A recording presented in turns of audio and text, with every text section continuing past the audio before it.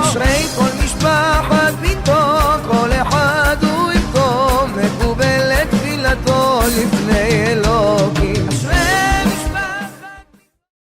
Shalom Obracha, que le bon Dieu vous protège. J'espère que votre café est bon, vos toasts n'ont pas brûlé. Que le bon Dieu vous donne une longue vie et la santé et la joie et le mazal. Mes amis, hier je vous ai dit que j'allais vous raconter une histoire aujourd'hui. Je me rappelle lorsque mon Baal Habayit au Maroc, Monsieur Mardoché Knafo, que Hachem lui donne une longue vie, c'est une histoire qui date d'une quarantaine d'années. Il était au Maroc. Mon père, à cette époque, était encore vivant. Et mon père avait décidé d'aller au Maroc pèleriner le Tzadikim. Donc, on est parti. On a pris les billets. On est parti par la France. On est parti de la France, Casablanca. Et voilà, on vient nous chercher à l'aéroport. Et mon père, il a remarqué que Mardoché Knafo n'est pas venu nous chercher à l'aéroport. Alors, il y avait du monde qui sont venus chercher, mais il n'y avait pas Mardoché Knafo. Alors, mon père, Alav Shalom, il demande aux gens où il est. Ils ont dit, Mardoché Knafo, il est malade, et demain, il doit partir en France pour des examens. Donc, il est à l'hôpital. Tov. On va à la maison.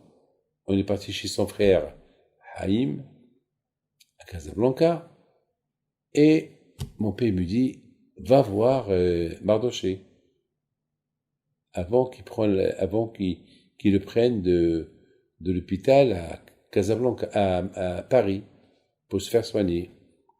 Donc, il y avait Madame Knafo, Zari, sa femme, elle me dit, alors si vous voulez, on va ensemble voir mon mari avant qu'il... Alors on nous a accompagnés, on s'arrête, et puis on sort de la voiture. On devait faire une dizaine de mètres avant qu'on entre à l'hôpital. Et voilà, il y a un monsieur qui arrive. Un monsieur qu'on ne connaît pas. Un monsieur qu'on ne connaît pas. On l'a jamais vu. Il s'arrête devant nous. Il nous dit, comment il va, Mardoché Knafo? On était un peu... D'ailleurs, il n'a même pas reconnu sa femme. Il nous dit comment il va, Mardoché Knafo. On n'a rien compris. On lui a dit, il est un peu fatigué. Et puis, il nous dit, dites-lui, Bisrot Rabbi Pinto, il n'a rien à craindre. Il va voyager, il va faire un aller-retour, il n'a rien du tout, et qu'il ne s'inquiète pas. On a voulu lui donner la tzedaka, on a cru que c'était un pauvre, déjà il était bien habillé, et il nous a dit non.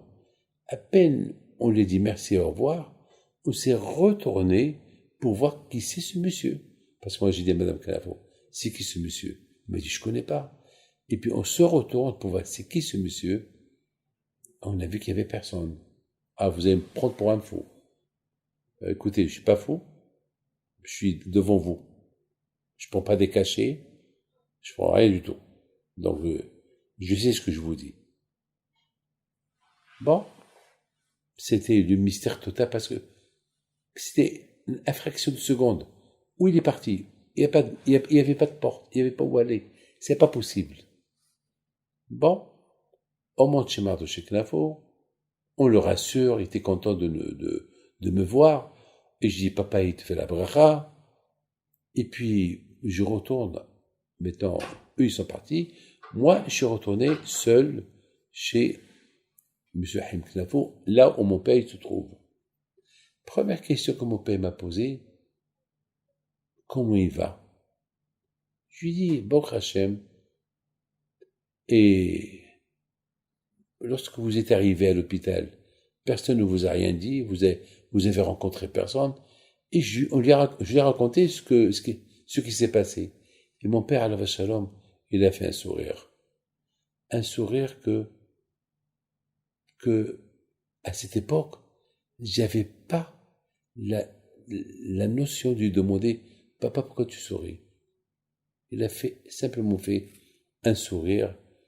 Je sais pas ce qui veut dire ce sourire. Je sais pas. Bon, vous allez me dire, on est des rêveurs, on rêve des choses, mais une chose est certaine. Lorsqu'on a un problème et que on croit qu'il n'y a pas de solution à ce problème, alors de là où on croit il n'y a pas de solution à ce problème, c'est de là-bas que la solution va venir. Vous savez qu'est-ce qu'on dit? On dit que la émouna de la personne, c'est quoi la foi? La foi, elle vient au moment que, c'est quoi la foi? Ben, tout le monde va te dire, je suis croyant. À quiconque tu demandes, tu es croyant, va te dire, je suis croyant. Mais vous savez, et au moment qu'il y a un problème, il dit, pourquoi le bon Dieu tu m'as fait ça? Donc c'est ça ta émouna, c'est ça ta croyance. La émouna, la croyance, elle commence au moment que Béhémet, il n'y a rien à espérer. Et tu dis, mais Hachem, il n'y a rien à espérer, maintenant, c'est toi. Alors, avec cette phrase-là, c'est là où Hachem, il va t'aider. Ne tombez pas dans le désespoir, sachez que Hachem, il est à côté. Le bon Dieu vous protège, je vous donne la santé, la bracha, et bonne journée.